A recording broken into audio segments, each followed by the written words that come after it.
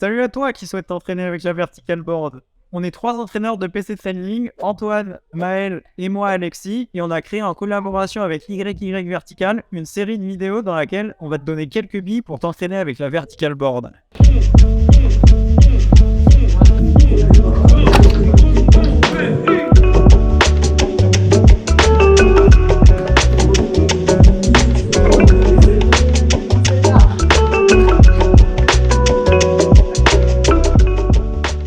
Dans cette vidéo, on va te parler de quelques principes d'entraînement.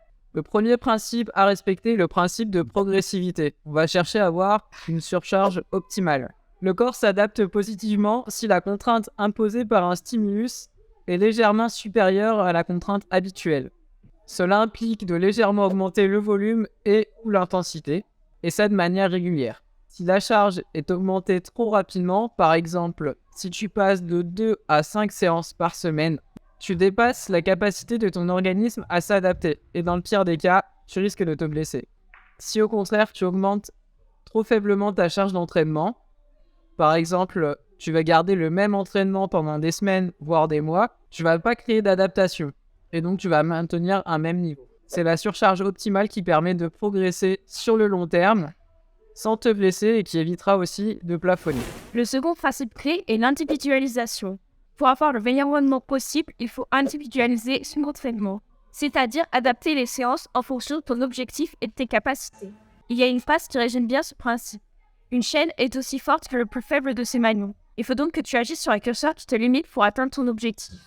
Pour définir tes points forts et tes points faibles, tu as 2 solutions. Tu peux soit passer une batterie de tests, tu peux faire plusieurs tests physiques pour avoir une vue objective de tes qualités, ou sinon tu peux te baser sur ton ressenti pour avoir une approche plus subjective. Le mieux, c'est de combiner les 2 approches, si c'est possible. Ensuite, tu t'appuieras sur ces résultats pour construire ta planification. Le troisième principe, c'est le principe d'entraînement et désentraînement d'une qualité. Ça peut sembler évident, mais entraîner une qualité va la faire progresser plus ou moins vite, et arrêter de l'entraîner va la faire régresser plus ou moins vite. Il faut donc prendre ça en compte pour planifier l'entraînement. Pour maintenir les qualités importantes, il faut prévoir des séances de rappel. Par exemple, tu peux faire une séance de force par semaine ou toutes les 2 semaines, comme ça te permettra de maintenir ton niveau de force tout en ayant du temps pour développer les autres qualités. Le dernier principe qu'on veut te présenter est le principe de spécificité. Ce principe est très important pour ne pas se faire surprendre à l'entraînement. Encore une fois, ça peut sembler évident, mais tu progresses dans ce que tu entraînes. Évidemment, on a une notion de transfert.